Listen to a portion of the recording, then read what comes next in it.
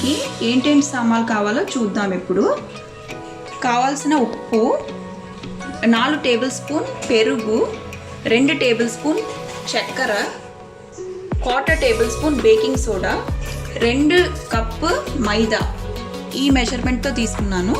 తర్వాత 2 tablespoons oil.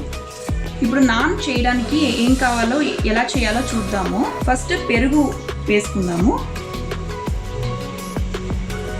తర్వాత sugar 2 table spoons sugar తీసుకుందాము.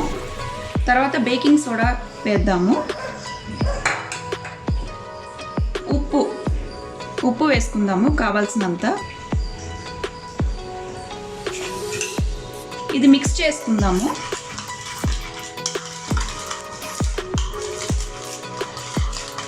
ఆ తర్వాత మైదా వేసుకుందాము.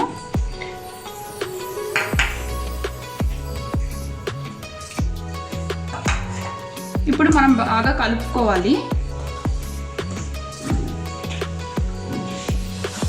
ఇప్పుడు కొంచెం వాటర్ వేసుకొని, వామ్ వాటర్ వేసుకొని కొంచెం మిక్స్ చేసుకుందాము.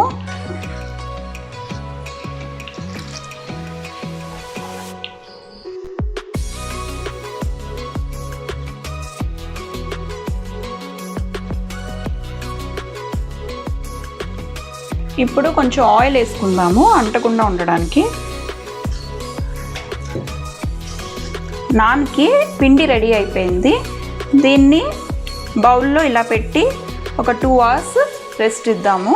బేకింగ్ సోడా వేస్తే 2 గంటలు చాలు. బేకింగ్ సోడా వేయకపోతే 3 to 4 అవర్స్ కావాలి.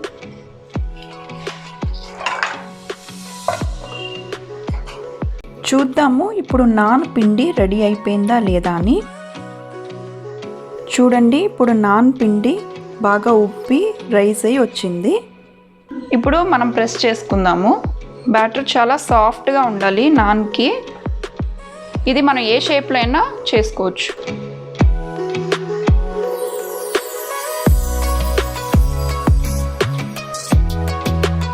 ఇప్పుడు చపాతీ చేసుకునేటట్టు మనం ఈ ప్యాన్లో వేసుకుందాము.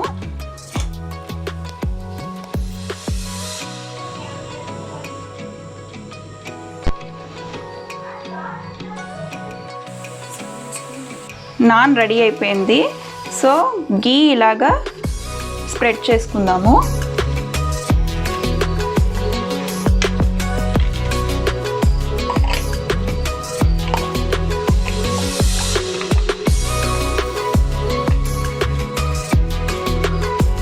సో టేస్టీ అయిన నాన్ రెడీ అయిపోయింది ఇంట్లోనే. సో ఈ రెసిపీ మీరు ట్రై చేయండి. నచ్చితే లైక్ చేయండి. తర్వాత ఇంకా ఇటువంటి రెసిపీస్ చూడాలంటే సబ్స్క్రైబ్ చేయండి. ఫ్రెండ్స్కి షేర్ చేసేయండి. Thank you.